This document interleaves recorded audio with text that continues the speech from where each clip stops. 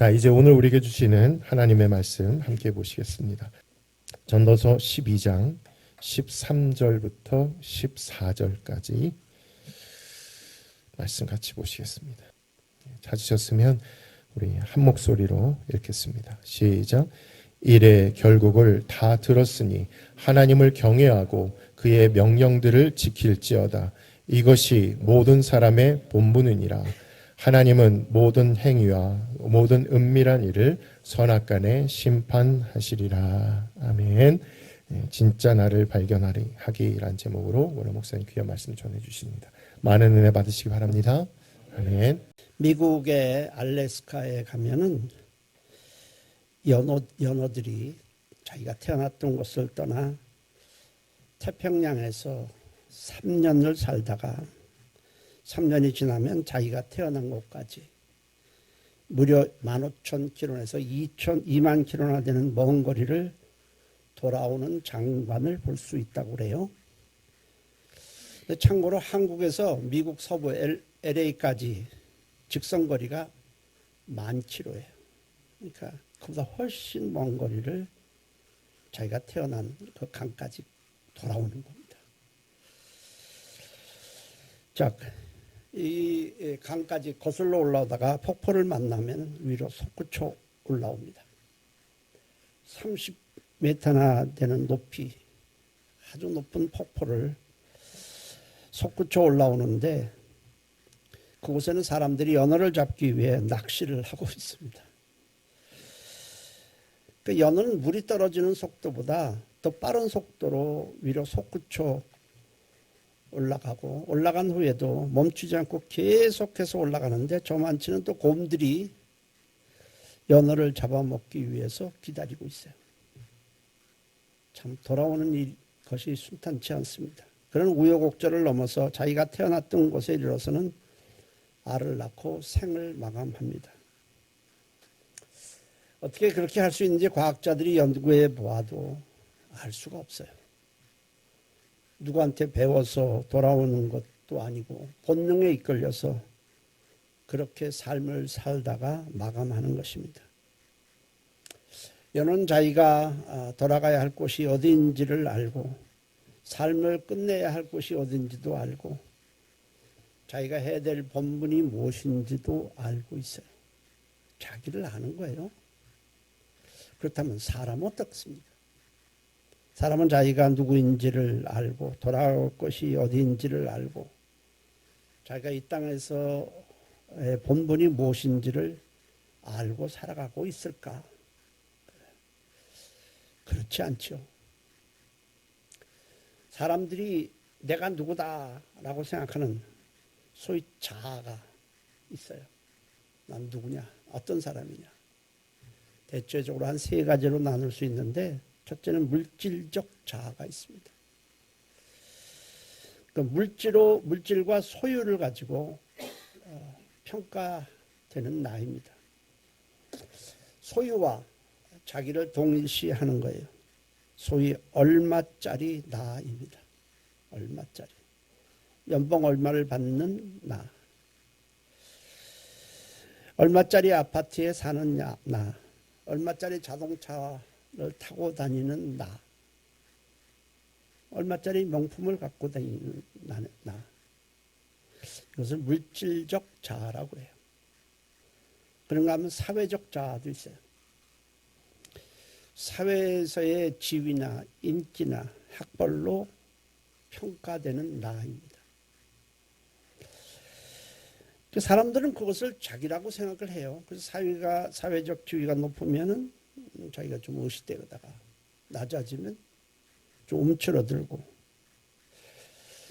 이런 것이 사회에서 만들어지는 나라는 존재. 사회적 자아라고 그러죠. 그런가 하면 혈통적 자아도 있어요. 소위 어느 집안 출신이냐 하는 겁니다. 우리나라에서는 옛날에 아주 양반과 상놈으로 아주 구분을 버렸어요. 혈통을 가지고 그 사람을 평가하는 나입니다. 그러니까 사람들이 생각하는 거 보면 대체적으로 3가지예요. 재물로 평가되는 나, 그런가 하면 사회적인 지위로 매겨지는 나, 또 혈통적 자, 이런 세 가지가 있습니다. 그 사람들은 이것을 나라고 생각하기 때문에 이를 높이기 위해서 사람들이 하는 일이 뭡니까? 모이면 자랑하는 거예요. 나 얼마 벌었어. 재물 갖고 자랑하고, 사회적인 신분이나 지위를 가지고 자랑하고, 또 혈통을 자랑해요. 왜냐하면 그거 해야 자기가 높아지니까. 그래서 이것을 갖다가 우리가 성경에서는 이생의 자랑이다 이렇게 말을 해요.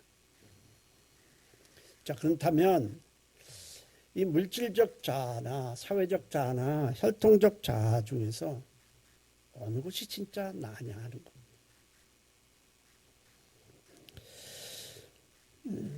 진짜, 그런데 이것이 과연 진짜 나일까?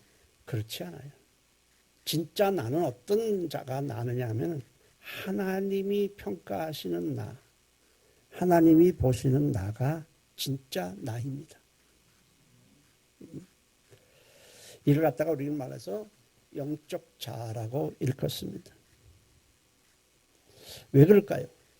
우리가 사회에서의 평가되고 매겨지는 나라고 하는 존재는 육체가 끝나면서 다 사라져요. 재물도 사라지고 혈통적 그것도 사라지고 사회적 지위도 다 사라져요. 사람들은 계속 말하죠. 그 사람은 과거에 어떤 사람이 어떤 사람이라고 말하지만 실제로 본인에게 있어서는 그건 다 사라지는 거예요.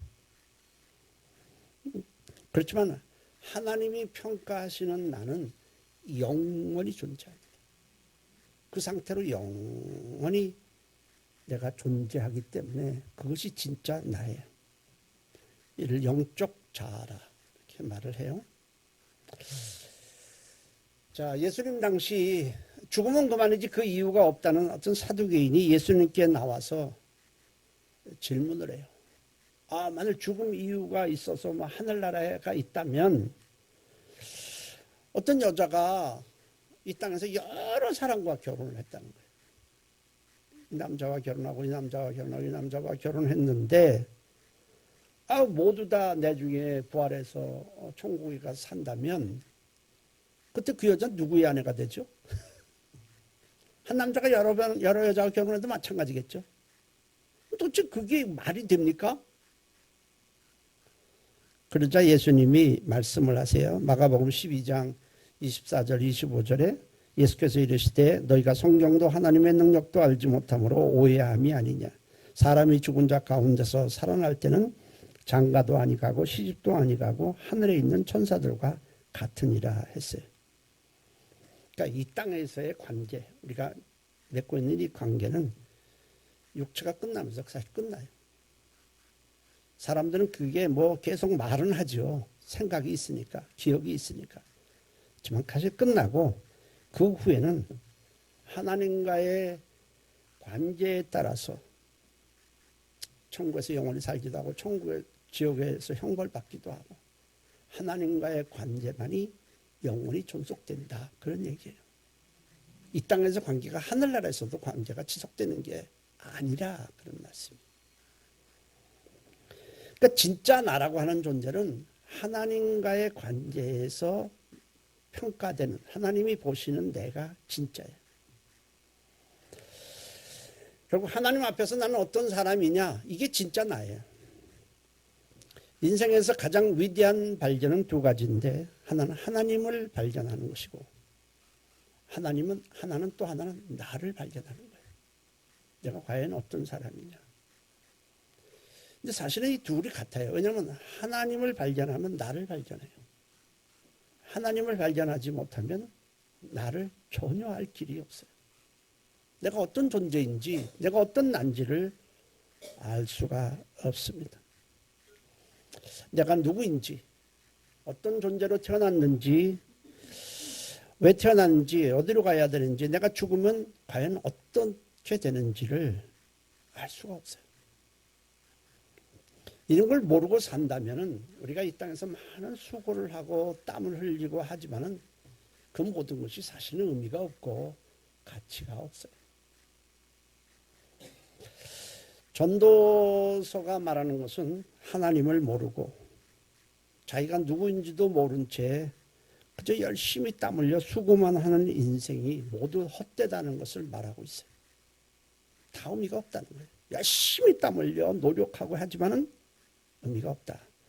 전도서 1장 2절 3절에 전도자가 이르되 헛되고 헛되며 헛되고 헛되니 모든 것이 헛되도다. 해 아래서라는 건 하나님 없이라는 뜻이에요. 해 아래서 수고하는 모든 수고가 사람에게 무엇이 유익한가? 하나님 없는 사람이 돈을 벌기 위해서 수고하고 출세를 하기 위해서 수고하고 공부하기 위해서 수고하고 자식을 키우기 위해서 수고를 하지만은 그것이 무슨 의미가 있고 도대체 무슨 유익이 있느냐는 거예요. 전도서 1장 4절 6절에는 한 세대는 가고 한 세대는 오되 땅은 영원히 있도다. 해는 뜨고 해는 지되 그 떴던 곳으로 빨리 돌아가고 바람은 남으로 불다가 북으로 돌아가며 이리 돌며 저리 돌아 바람은 그 불던 곳으로 돌아가고. 이게 무슨 말이에요? 사람이 뭐 굉장한 일을 하는 것 같아요. 우주선을 쏘아 올리고 뭐 굉장한 일을 하는 것 같지만은 만물은 그저 너희들 그래라. 그냥 지금까지 하던 일을 반복하고 있다는 거예요. 그러니까 결국 이 말은 뭐냐면 하나님 없는 인간의 수고라는 것이 굉장해 보여도 별것 아니라는 거예요. 우리는 계속 새로운 것에 아주 굉장히 놀라기도 하죠. 이거 새 것. 새로운 것을 계속 만들고 새로운 것에 대해서 추구하지만은 사실은 새 것이라는 게 이 땅에서는 존재하지 않아요. 하나도 없어요. 예전부터 다 있었던 것들인데 단지 우리가 모르고 있다가 발견하는 것뿐이에요. 이런 거 있었네? 이런 거 있었네? 이거 만들면 이런 거네? 이 땅에서는 새 것이 존재하지 않습니다. 있던 건데 발견하고 있던 건데 지금 깨달은 것뿐이에요. 우리는 나라는 존재가 쉽게 잊혀지는 존재라는 사실을 절대로 잊어서는 안 돼요. 전도서 1장 10절 11절에 무엇을 가리켜 이르기를 보라 이것이 새 것이라 할 것이 있으리야. 우리가 있기 오래전 세대들에게 이미 있었느니라. 이전 세대들이 기억됨이 없으니 장래 세대에도 그 후 세대들과 함께 기억됨이 없으리라. 우리가 살아있을 때는요, 내가 없으면 큰일 날 것 같아요. 우리 부모가 없으면 어떡해? 내 자식이 없어지면 어떡해? 그 사람 없어지면 어떡해? 막 자신이 없으면 큰일 날 것 같아도 막상 죽으면 그렇지 않아요. 굉장한 것 같아. 굉장히 큰일 날 것 같지만 하나도 큰일 날 거 없어요. 사람이 죽으면요, 누가 죽었대? 충격을 받죠. 그 사람의 죽음을 굉장히 안타까워하기도 합니다. 그리고 그 사람이 생전에 어떤 행했던 일을 우리가 떠오르기도 하고, 그 사람 고생만 하다 죽었대. 이렇게 말하기도 하고, 또 그 사람에게 마음 아프게 했던 일을 떠올리며 또 후회도 하고, 그리고 함께 했던 아름다운 추억을 떠올리기도 하지만은 시간이 지나면서 사람의 뇌리에서 서서히 잊혀지기 시작합니다. 그다음 내주에는 아무도 기억 안 해요. 그게 이 땅의 삶이에요. 그렇게 보면 참 허무하죠. 사람이 기억이라는 것이 그래요. 제가 만약 죽으면 우리 아들, 며느리는 다 기억하죠. 손주까지도 좀 기억할 거예요. 그 다음에는 기억 안 해요. 얼마나 기억하겠어요. 중요한 건 뭐냐? 사람이 기억하는 것이 아니라 하나님이 나를 기억해 주셔야 돼요. 할렐루야. 그게 중요한 거예요. 하나님이 기억 안 하시면은 전혀 쓸모가 없다는 거예요. 성경에 라합이라는 여인이 나와요. 가나안의 여리고성에 사는 기생이에요. 당시 사회에서 아마 천한 신분이었을 겁니다.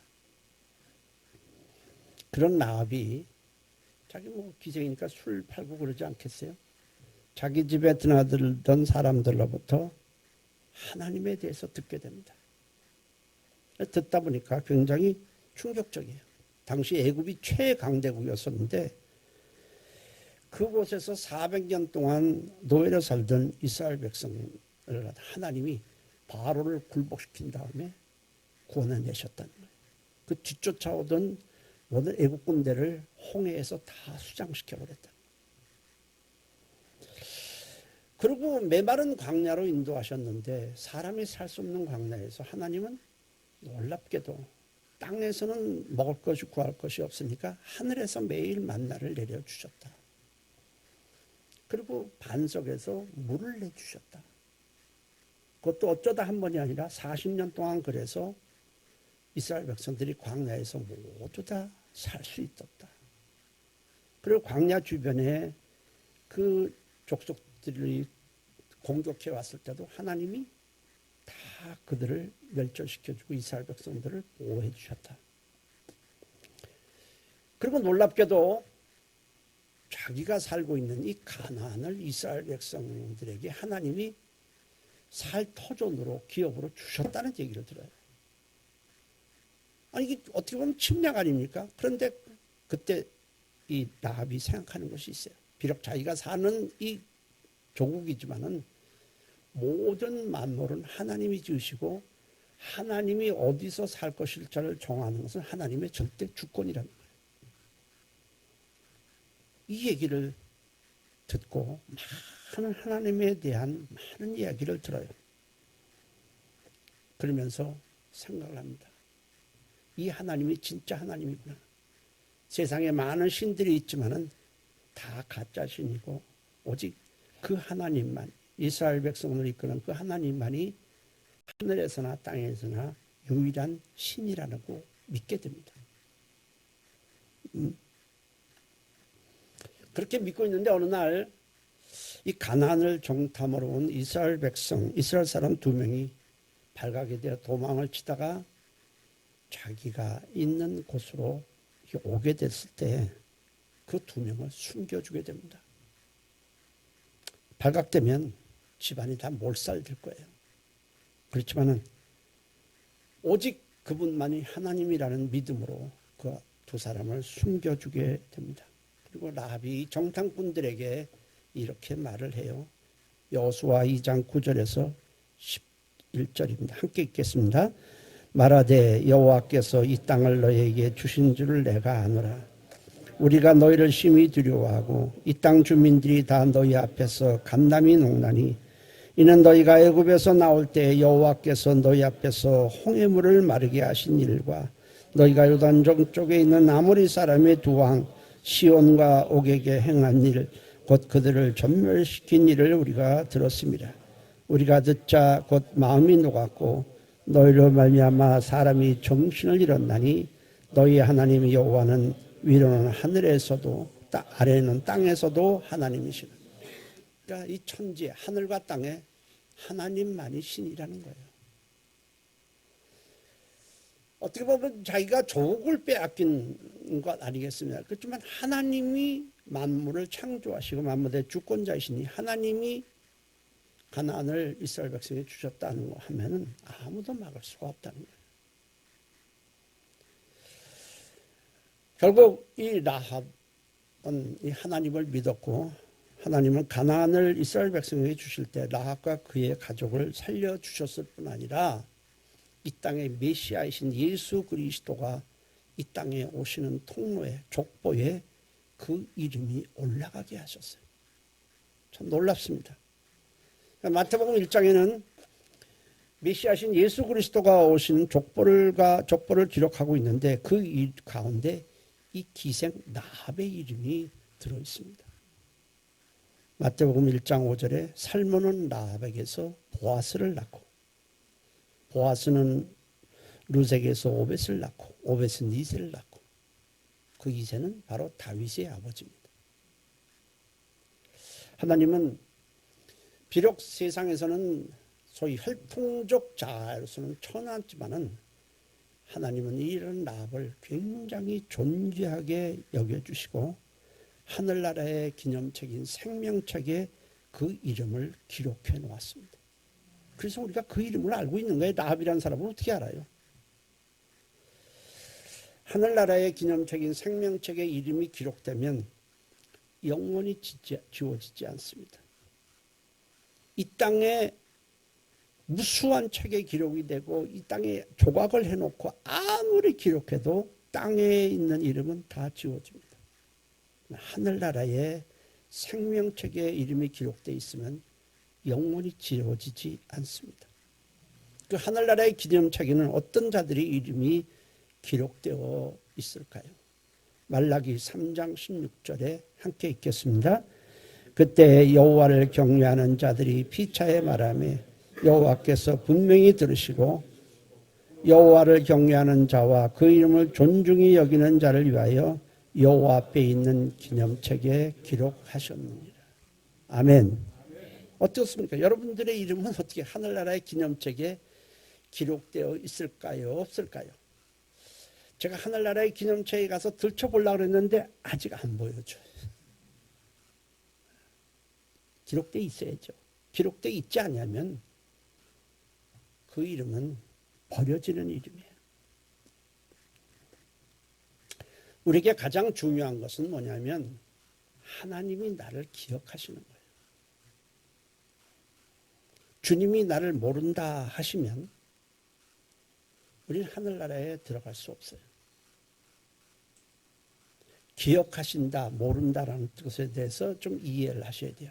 하나님은 전지전능하시기 때문에 모른다, 한다라는 게 사실 있을 수가 없어요.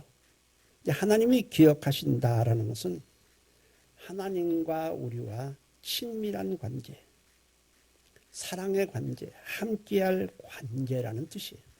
그것으로 하나님이 기억하신다는 거예요.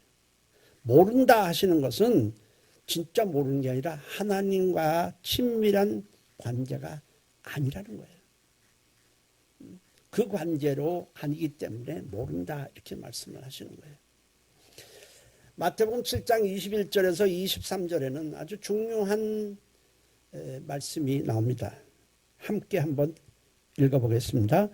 나더러 주여 주여 하는 자마다 다 천국에 들어갈 것이 아니요 다만 하늘에 계신 내 아버지의 뜻대로 행하는 자라야 들어가리라.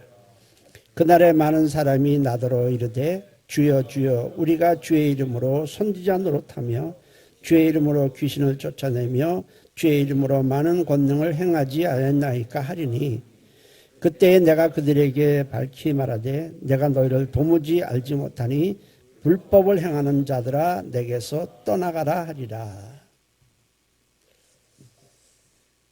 이렇게 주님이 말씀을 하셨는데 그날이라는 것은 모든 사람이 육체가 끝나고 주님 앞에 서는 날을 말합니다. 그때 주님 앞에 섰어요. 이제 육체가 끝나고 주님 앞에 반드시 서게 돼요. 섰는데 어떤 사람이 주님께 저 아시죠? 이러고 나오는 거예요. 저 선지자 노릇하고요. 주의 이름으로 귀신을 쫓아냈는데 저 아시죠? 당연히. 내가 주님의 이름으로 귀신도 쫓아내고 선지자 노릇했다는 거예요. 이 선지자 노릇이라는 말은 쉽게 우리가 말하면 이 자리에서 예배 드리는 거, 뭐 기도도 하는 거, 뭐 이거 다 말해요. 우리가 신앙생활을 선지자 노릇이라고 생각하면 알기가 쉽습니다. 자, 이 자리에 와 있을 때니까 이거 다 선지자 노릇 여러분들이나 저나 다 하는 거예요.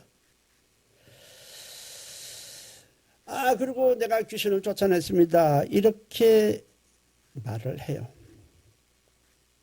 근데 주님께서 뭐라고 말씀하세요? 난 너 몰라. 제가 고향 성남교회에 몇 월 며칠 가서 예배를 드렸는데, 그리고 그날 가서 헌금도 좀 했는데요. 찬양도 여기 자막에 떠 있는 대로 찬양도 했는데요. 근데 주님이 모른다 이렇게 말씀을 하세요.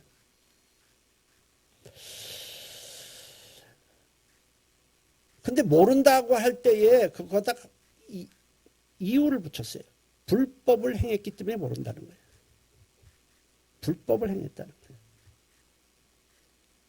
그럼 우리가 지금 여기 예배드린 게 뭐 불법은 아니잖아요. 주장은 뭐냐면 하나님의 뜻대로 하지 않은 모든 행위는 하나님의 뜻대로 하지 않고 귀신을 쫓아도 그건 불법이라는 거예요. 이 하나님의 뜻이 뭐냐는 거예요. 이 하나님의 뜻대로, 이 하나님의 뜻대로 말하면 굉장히 범위가 넓어요. 아무데 갖다 붙여도 돼요. 중요한 건 하나님의 뜻이 무엇이냐는 거예요.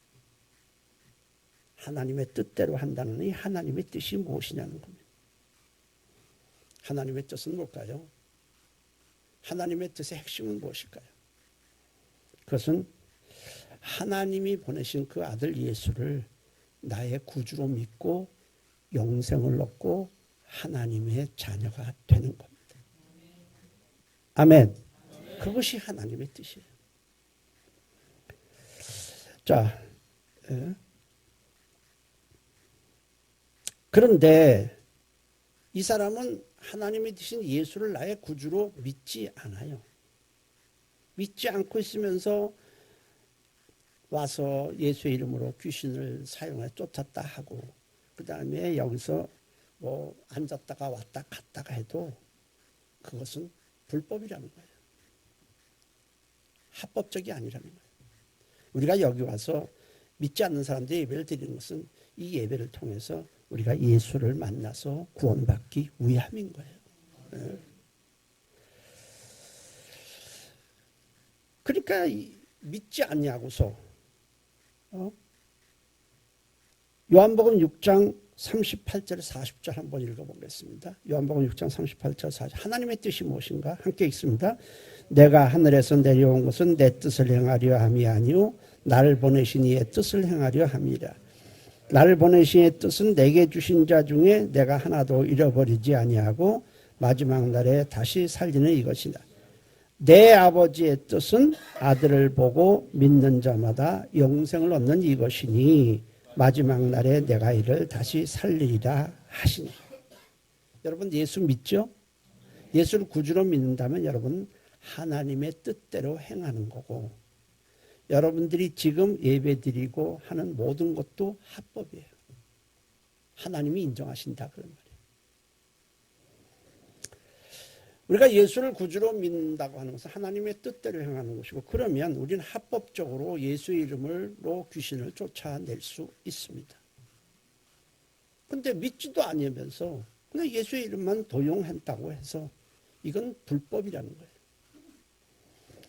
마가복음 16장 16절 17절에 보면 믿고 세례를 받는 사람은 구원을 얻을 것이요 믿지 않는 사람은 정죄를 받으리라. 믿는 자들에게 이라는 표적이 따르니 곧 그들이 내 이름으로 귀신을 쫓아내며 새 방언을 말하며.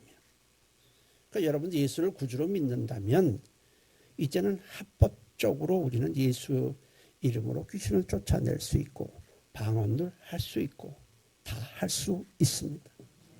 그러니까 결국 하나님은 누구를 기억하는 거예요? 아들을 보고 믿는 자, 하나님의 뜻대로 믿고 구원을 받고 영생을 얻는 자만을 기억하신다는 거예요. 그 외에는 기억이 없어요. 내가 몇월 며칠 여기 가서 그냥 앉아 있었는데요. 그거 기억하는 게 아니에요. 하나님 우리 중심을 보시고 하나님의 뜻대로 예수를 믿고 있는가 그거를 보시고 기억하느냐 모른다 하느냐를 판결하는 것이에요. 인생이 열심히 다 수고하는데 모든 수고가 헛되고 유익이 없는 이유는 뭐겠어요? 하나님을 몰라요. 자기가 누구인지 몰라요. 본분이 무엇인지도 모르고 살기 때문에 하나도 유익이 없는 거예요. 열심히 수고는 하는데 다 헛된 거예요. 모든 사람들은 우리 인류의 조상 아담이 범죄하고 하나님을 떠난 후에 진짜 자기가 누구인지를 완전히 잃어버렸어요. 그리고 그냥 살아가는 거예요. 자기가 누구인지도 모르고 진짜 내가 누구인지도 모르면서 그저 열심으로 살면 되는 줄 알아요. 잃어버린 나를 우리는 찾아야 돼요. 잃어버린 나를 찾으려면 방법은 말씀을 듣는 수밖에 없어요. 성경에는 아주 우리에게 두 가지 중요한 말씀을 하고 있습니다. 창세기 1장 27절과 창세기 2장 7절과 창세기 1장 27절 말씀이에요. 한번 읽어볼까요? 창세기 2장 7절 함께 있습니다. 여호와 하나님이 땅의 흙으로 사람을 지으시고 생기를 그 코에 불어넣으시니 사람이 생명이 된지라. 창세기 1장 27절 한번 읽어보세요. 하나님이 자기 형상 곧 하나님의 형상대로 사람을 창조하시되 남자와 여자를 창조하시고. 어떤 면에서는 이 두 가지 말씀 이것이 성경을 전체 풀이한다고도 볼 수 있어요. 이 말씀 속에 답이 있는데 하나님은 사람을 첫 번째는 생기를 부르며 사람의 영적 존재가 되게 했어요. 사람을 무슨 존재로요? 영적 존재로 지으셨다. 그러니까 영원히 살 수 있는 존재로 지으셨다는 거예요. 영원히 살 수 있도록 지으신 목적은 분명합니다. 하나님이 영원하시니까 그 영원하신 하나님과 우리와 함께하도록 하기 위해서 영적 존재로 지은 거예요. 함께할 필요가 없으면 영적 존재로 지어야 될 이유가 전혀 없습니다. 또 하나, 하나님의 형상을 우리에게 불어넣어 주셨어요. 형상이라고 하는 말은 하나님의 인격, 하나님의 성품을 말해요. 그러면 하나님의 성품과 인격을 우리에게 불어넣어 주신 목적은 하나님과 교제하기 위해서 그래요. 교제가 가능하도록 하기 위해서 형상을 불어넣어 주신 거예요. 사람을 그렇게 지었어요. 그러니까 이 모든 피조물 중에서 이 두 가지를 다 갖춘 것은 사람뿐이 없어요. 영적 존재고 하나님과 인격적으로 교제할 수 있는 존재는 사람이 유일합니다. 천사? 영적 존재예요. 그런데 하나님과 교제하기 위해서 만드는 존재가 아니고 성경의 히브리서는 하나님이 단지 부리시기 위해서 만들었다. 그리고 앞으로 장차 구원받을 후사인 인간을 돕도록 하기 위해서 만들었다. 이렇게 말씀을 하세요. 그러니까 천사와 무슨 교제를 하는 게 아니에요. 하나님은요. 그냥 부리시는 거예요. 그러니까 하나님의 형상이 없어요. 천사는. 영적 존재긴 하는데. 그리고 다른 피조물들은 어떠냐? 모든 피조물에게는 영을 불어넣어 주지 않았기 때문에 죽으면 그 끝나면 그냥 흙으로 돌아버리고 소멸이 되는 거예요. 그런데 인간은 그렇지가 않아요. 영원히 살 수 있는 존재고 하나님과 교제할 상대로 하나님이 만드셨어요. 근데 이 교제라는 것에 대해서 조금 생각해 봐야 돼요. 교제라는 것은 단순히 무슨 남녀가 사귀듯이 사귄다는 그런 의미가 아니에요. 하나님과 우리와의 교제는 일반 사람들과의 교제와는 다른 얘기예요. 하나님과 교제하는 것은 하나님과 늘 함께하고 친밀한 관계를 유지하면서 하나님을 예배하고 하나님을 섬기고 하나님 말씀을 따르고 하나님을 의지하고 하나님께 구하고 이것이 하나님과 교제하는 겁니다. 지금 여러분들이 이 시간에 예배하는 거 딱 하는 게 아니에요. 이 말씀을 통해서 찬양을 통해서 우리는 하나님과 지금 교제하고 있는 겁니다. 아멘. 이 교제가 중요한 거예요. 굉장히 중요한 거예요. 이 교제하기 위해서 하나님은 특별히 인간에게 뭘 줬냐면 언어라는 걸 줬어요.